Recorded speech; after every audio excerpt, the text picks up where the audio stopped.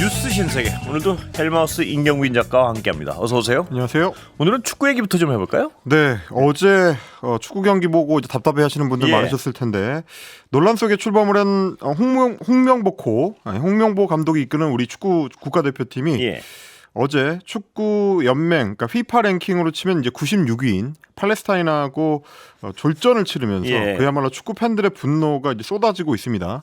정몽규 대한축구협회 회장과 홍명보 감독의 퇴진을 요구하는 목소리가 좀 커지고 있는데 어제 팔레스타인하고 우리가 이제 0대 0으로 이제 무승부였습니다.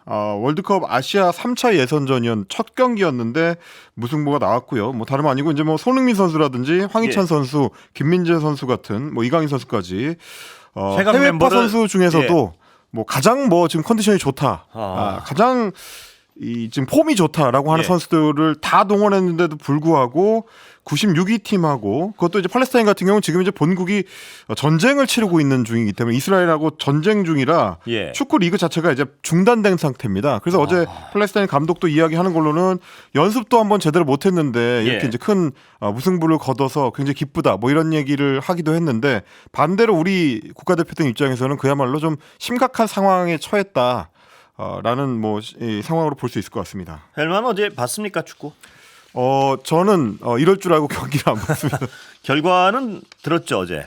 네, 뭐 경기 결과는 나중에 이제 뭐 하이라이트까지 포함해서 보긴 했는데 보셨던 분들, 실시간으로 보셨던 분들은 많이 답답하셨겠더라고요.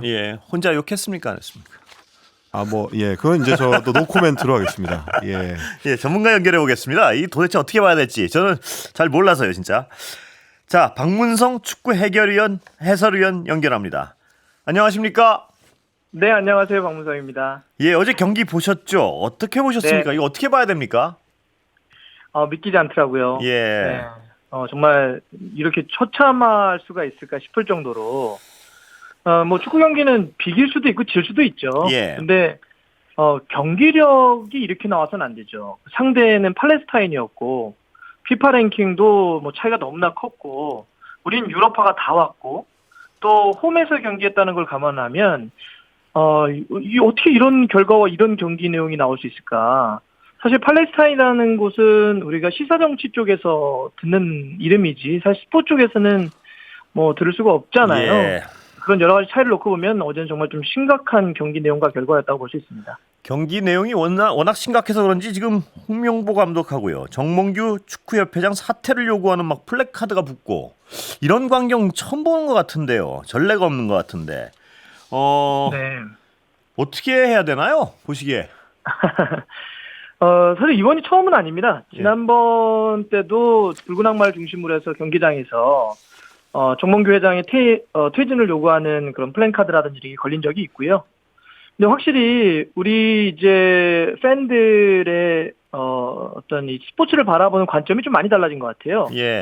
그러니까 이제 이번 파리 올림픽도 얼마 전에 있었지만은 뭐 금메달, 은메달, 동메달 이런 메달이라고 하는 결과도 우리가 주목하긴 하지만 메달을 못 따도 과정에서 흘린 어떤 땀이라든지 이런 가치들을 높게 보는 것도 있는 동시에 뭐 안세영 문제에서도 느끼겠지만은 모든 것들이 다 공정하냐, 어떤 이 공정 이슈에 대한 것도 상당히 민감하게도 반응하시는 것 같아요. 그래서 이번에 대표팀 감독 선임이라든지 그동안 최근에 1년 동안 있었던 수많은 일들이 올바르지 못했다, 공정하지 못했다라는 시선이 있기 때문에 팬들은 경기 결과하고는 또 별도의 문제로 이 부분을 계속 지금 얘기를 하고 있는 거고요.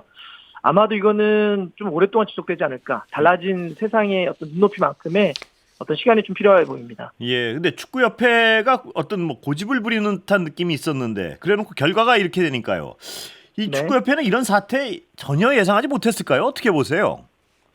그러니까 팬들이 어떤 항의를 하는 거에 대한 말씀을 하시는 거죠? 아니요, 이런 어떤 성적 혹은 경기력 이런 거에 대한 예상을 전혀 못한 건가요? 저는 이제 최근에 있었던 이 협회의 문제, 축구협회의 문제는 크게 보면 두 가지로 봅니다. 하나는 일단 무능력이에요. 어떤 뭐 이런 과정을 풀어내거나 감독을 선임을 하거나 어떤 이 행정 절차를 밟을 때 있어서 그렇게 예측을 하거나 아니면 잘 풀어내거나 이 자체가 능력이 좀 떨어지다 보니까 금방 물어보셨지만 아니 이렇게 하면은 이런 결과가 나온다라는 걸 예측을 못했습니까? 라고 물어보신다면 저는 예측을 잘 못했을 거라고 봅니다. 그렇게 보시는군요. 예, 일단 그 무능력에 대한 부분들이 하나 있고요. 두 번째는 불공정이 너무 일상화되어 있어요. 예, 감독을 선임하는 데 있어서 왜 외국인 감독들에게는 다 면접도 보고 자료 제출하라고 얘기해놓고 홍명보 감독에게는 모든 걸 프리패스로 열어주고 집 앞까지 찾아가서 특혜를 왜 베푸는지에 대한 사람들의 질문에 대답을 안 하고 있잖아요. 저는 무능력과 불공정이 합쳐져서 이런 결과들이 나오고 있다고 봅니다. 이 무능력과 불공정이 합치면 보통 어디서나 최악의 결과가 나오는데요. 맞습니다. 그렇다면 지금 이 성난 축구 팬들 또 우리 축구의 미래를 위해서는 어떻게 해야 되나요? 저는 축구협회장이 바뀌어야 된다고 생각합니다. 그러니까 어느 공간에서나 그렇지만 뭐 조직이건 회사건 팀이건 쌓아 올리는 건 상당히 어렵죠.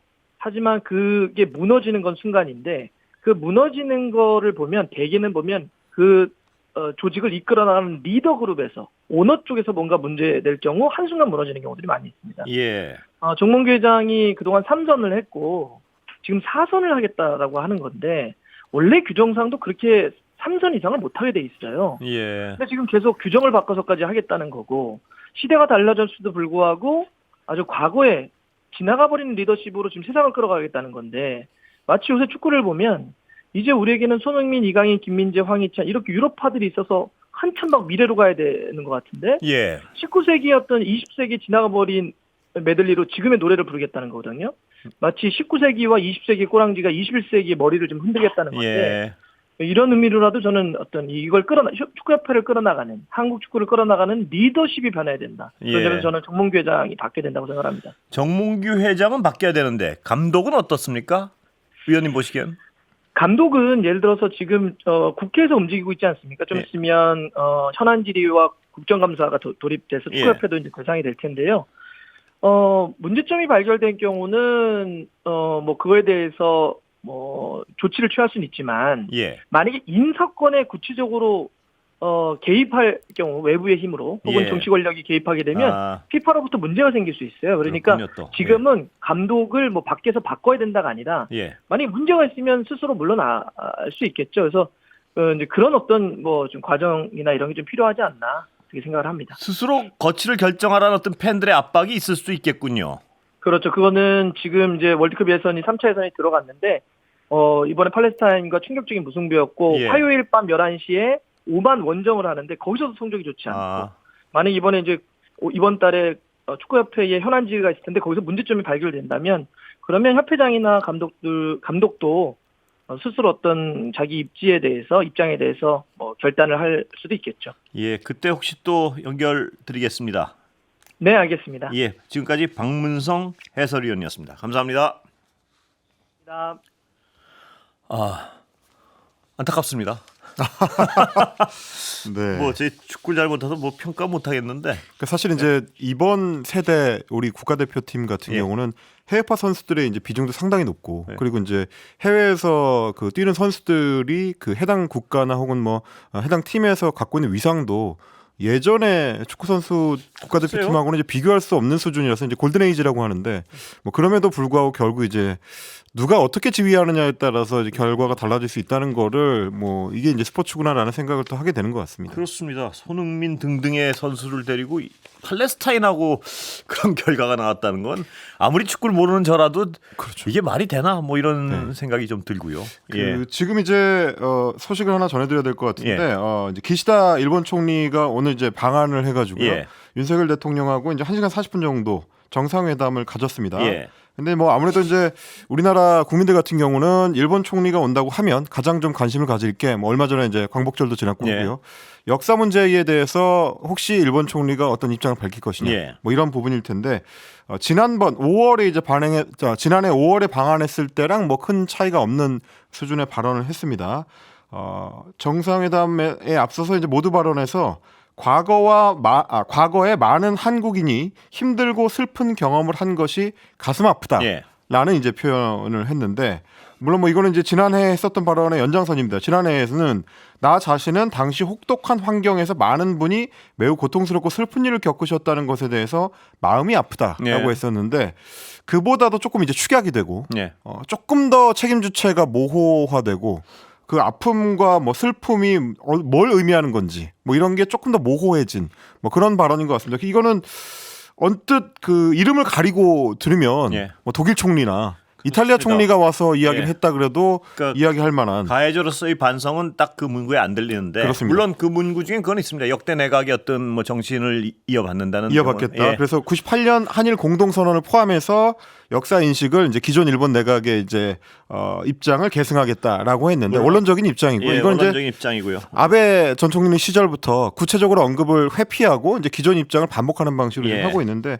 그 양상이 지금 반복되고 있다고 볼 수 있을 것 같고 대북 문제에 대해서 역시 이번에도 상당히 좀 예. 강경한 목소리를 양 정상이 냈습니다. 지금 한일 정상회담 결과 브리핑을 하고 있는데 김태호 차장이 이제 밝힌 내용을 보니까 북한이 이제 러시아를 뒷배 삼아서 도발하지 못하도록 대비 태세를 철저히 유지하자라는데 이제 양국 정상이 같은 목소리를 냈는데 예. 저는 좀 우선 좀 걱정이 좀 됩니다. 러시아처럼 뭐 향후에 지금은 이제 우크라이나하고 전쟁 중이지만 향후에 우리가 어떤 형태로든지 협력 관계를 이제 가져가야 되는 이제 대국인데 예. 그 러시아를 북한하고 이제 굳이 묶어서 뒷배 삼는다, 도발한다, 뭐 이런 식의 이제 표현을 강경하게 내는 게 과연 장기적으로 국익에 도움이 될 것인가? 러시아를 우리가 적대시하는 것이 과연 정말 우리 어떤 국제 정세에서 합당한 합리적인 판단인가? 그렇습니다. 이건 굉장히 심각하게 고려해봐야 될 것 같습니다. 이거는 이제 최근 들어와서 미국이 강조하고 있는 이제 한미일이 연합을 해서 이제 북중러라는 이제 소위 대륙 세력에 이제 대항하는 예. 어떤 스크럼을 짜야 된다. 라는 얘기의 이제 연장선인 건데 중간에 끼어 있는 우리 입장에서 이제 그걸 그대로 채택하는 게 그대로 따라가는 게 우리 국익에 맞는 외교인가 그건 조금 생각을 해봐야 될 것 같습니다. 미국의 인도 태평양 전략상 미국과 일본은 정말 반길일인데 우리가 과연 거기 쉽게 동참한다는 것이 우리 어떤 생존의 명운이 걸린 문제일 수도 있고요. 그렇습니다. 정말 잘 어떤 전문가들이 판단을 해야 될 것 같습니다. 예. 네. 자, 오늘 여론조사 결과가 매주 발표되는데요. 네네. 좀 굉장히 특이한 점이 하나 있습니다. 네, 오늘 예. 한국갤럽의 조사 결과인데요. 지난 3일부터 5일까지 한국갤럽이 전국 만 18세 이상 1,001명을 대상으로 대통령 직무수행 평가를 비롯한 이제 여론조사를 했는데 자세한 사항은 한국갤럽 홈페이지를 참조하시면 예. 되고요.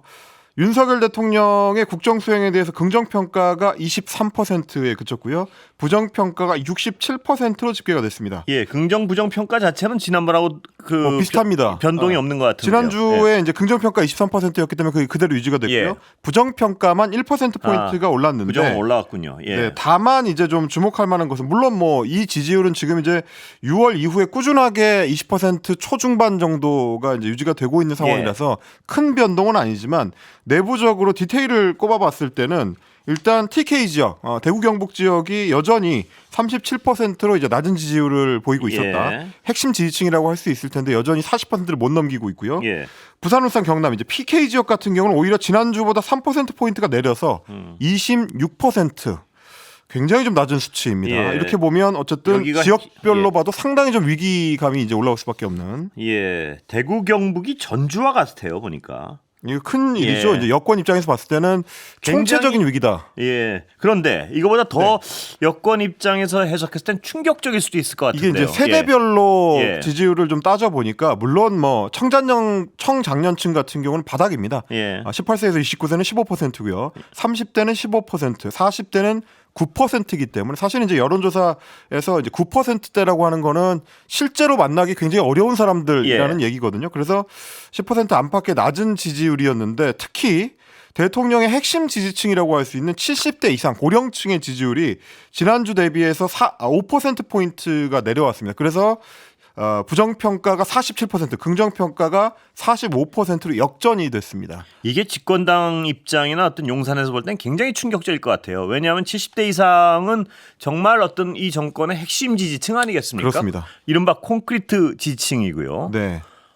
이들이 무너지면 무슨 일이 벌어질지 모른다는 불안감이 있는 것 같아요. 보면 그러니까 결국 이제 연령별로 쪼개 보면은 대통령 지지의 핵심 연령층은 이제 60대하고 70대 이상이거든요. 예. 근데 60대도 30% 지지율로 내려온 지가 이제 꽤 됐고요. 예. 이번에는 70대까지도 이제 부정평가가 더 높아졌다. 이런 어떤 신호상의 흐름이 대통령실이나 이제 여권에서 상당히 안 좋다라고 봐야 될 것 같고. 70대가 뒤집힌 건 처음이죠. 조사 제 기억엔 없었던 것 같은데. 뭐 근래에는 좀 예. 보기 드문 드문 일이었던 것 같습니다. 이거 확인해 봐야겠지만요. 네, 네. 70대 이상에서 부정평가가 긍정평가보다 높이 나온 건 아마 제 기억으로는 처음인데 만약 처음이 아니라면 다시 한번 확인해보고 수정하겠습니다. 이렇게 되면 지금 이제 대통령에 대해서는 전 연령층이 어느 연령층 고하를 막론하고 모두 부정평가가 더 높다. 이런 상황이고요. 특히 오늘 여론조사에서 좀 주목해 볼 만한 게 부정평가 이유 부분입니다. 이유에서 왜 부정평가로 꼽았느냐라고 했더니 의대 정원 확대 문제에 대한 대응을 잘못하고 있다라는 게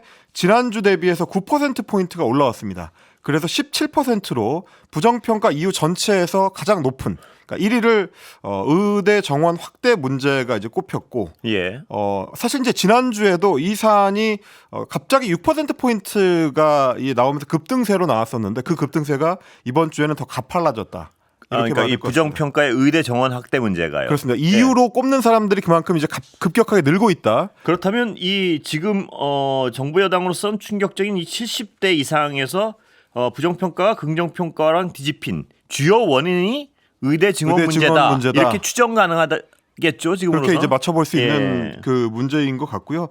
그 의대 증원 문제에 대해서 전체적으로 이거를 이 평가를 물었더니 긍정평가가 56%. 이건 이제 내년도에 의대 정원을 확대하는 거에 대한 긍정평가입니다. 56%, 부정평가가 34%라서 여전히 긍정적으로 평가하는 국민들이 많았습니다. 왜냐하면 이제 이 사안에 대해서는 대체로 여론이 그동안 지지였는데. 그렇습니다. 다만 증원 자체에 대해서는. 그렇습니다. 이 사안에 대한 직전 조사하고 비교를 해보면 6월 2주차에 이 내년도 의대 증원 확대에 대해서 긍정평가가 10%포인트가 떨어진 수치입니다. 66%의 지지를 받다가 56%로 빠진 거거든요. 그리고 부정평가는 9%포인트가 올랐으니까 굉장히 여권 입장에서는 부담스러운 지표들이 나타나고 있다. 긍정론이 우세하긴 하지만 계속해서 이제 부정적인 평가가 좀 높아지고 있다는 거고요. 특히 의료계 반발과 의료 공백에 대한 정부의 대응 이걸 물어봤더니 긍정평가가 21%에 불과했고요. 부정평가 64%. 윤 대통령의 지지율보다도 이 의료 공백 대응 문제에 대해서는 더 낮은 평가가 이루어지고 있는, 제대로 못하고 있다라는 평가가 압도적으로 우세한 그런 상황입니다. 그러니까 국민들의 의견이 여기서 어떤 명백히 드러나는 것이 맨 처음에 의대 정원 늘려야 된다 했을 땐 대체로 국민들이 긍정적이었어요. 그런데 지금 대응하는 모습을 보니까 이건 아니구나. 이래가지고 점점 더 떨어지고 있고 70대 이상에서는 폭락하고 있고요. 그렇습니다. 그게 어떻게 보면 이제 가장 좀 와닿을 수 있는, 건강 문제가 와닿을 수 있는 고령층에서의 지지율 흔들림이 상당히 좀 주목해 볼 만하다, 이렇게 보고 있습니다. 이런 위기감의 반영이겠죠. 오늘 여당에서 여야정 협의체 만들자고 제안했고 야당도 급하니까 빨리 합시다 이런 것 같아요. 이게 사실 이제 이 여야정 협의체를 만들자라는 거는 지난 4일에 박찬대 민주당 원내대표가 원내 교섭단체 대표연설에서 먼저 제안한 사안이긴 합니다. 한동훈 대표한테 이제 제안을 하면서 여야와 정부 그리고 이제 의료계가 포함되는 협의체를 만들자라고 했는데 오늘 한동훈 대표가 여기에 대해서 이제 동의하는 입장을 냈습니다.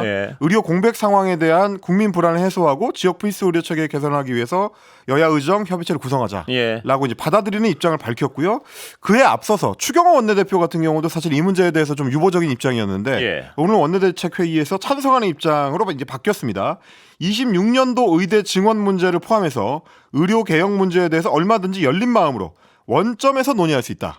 이게 지금 정부와 당의 입장이다라고 공식적으로 밝혔습니다. 그렇다면 그 대통령이 발표한 그 내용하고는 입장 변화가 분명히 있는 거군요. 그렇습니다. 이게 여기서 이제 정부가 이제 포함이 된 거기 때문에 그동안 정부하고 소통해 온 거는 이제 한동훈 대표는 잘 안 됐지만 추경호 원내대표는 이제 계속해서 정부 쪽이랑 소통을 해왔다고 알려져 있기 때문에 추경호 원내대표가 공식 회의석상에서 정부도 이제 찬성하는 사안이다라고 밝혔다는 건 그만큼 이제 조율이 이루어졌다라는 얘기인 거고요. 한동훈 대표한테도 기자들이 물어봤더니 대통령실에서 공감하는 사안으로 알고 있다라고 했습니다. 그리고 나서 오후에 대통령실도 고위 관계자 발로 긍정적이다라는 평가를 내놨습니다. 한 대표 제안에 대해서 이제 긍정적이다라고 하면서 의료계가 대화의 테이블에 나오는 게 우선이다. 그리고 의대 정원 문제는 의료계가 합리적인 안을 제시하면 언제든지 제로 베이스에서 논의하겠다. 이렇게 이제 이야기를 입장 했어요. 변화라고 볼 수 있습니다. 그렇습니다. 왜냐하면 26년도 이미 다 결정돼 있어서 어쩔 수가 없다는 게 대통령 그 브리핑 당시의 기존의 입장이었는데. 입장이었죠. 근데 26년도 문제도 제로 베이스 추경호 원내대표의 표현대로 하면 원점에서 검토할 수 있다라고 했기 때문에 뭐 이 부분에 있어서는 그러니까 2,000명 증원을 완전히 자, 고집하지 않겠다라는 입장으로 봐야 될 것 같습니다. 예, 자 아까도 잠깐 네. 얘기했지만요. 70대가 확 돌아서면서 정부 여당은 굉장히 위기감을 느끼고 있는 것 같은데요. 그렇습니다. 그래서 민주당이 제안한 아까 여야 의정 협의체 여야 의정 협의체도 받고 받겠다. 그다음에 대통령도 입장 변화가 분명히 있는 것 같습니다. 네. 보면 26년도 정원은 이미 결정된 거라서 어쩔 수 없다는 게 분명히 브리핑에서 확고한 입장이었는데 지금 원점 재검토까지 간 것 같습니다. 그렇습니다. 이게 이제 급격한 이 회귀의 이유가 뭐냐 이렇게 따져봐야 되는 국면이긴 하죠. 뭐 저기가 조금 있다가 이제 김건희 여사 그 텔레그램 메시지 논란을 얘기하겠지만 그런 부분들도 어느 정도 영향을 미치고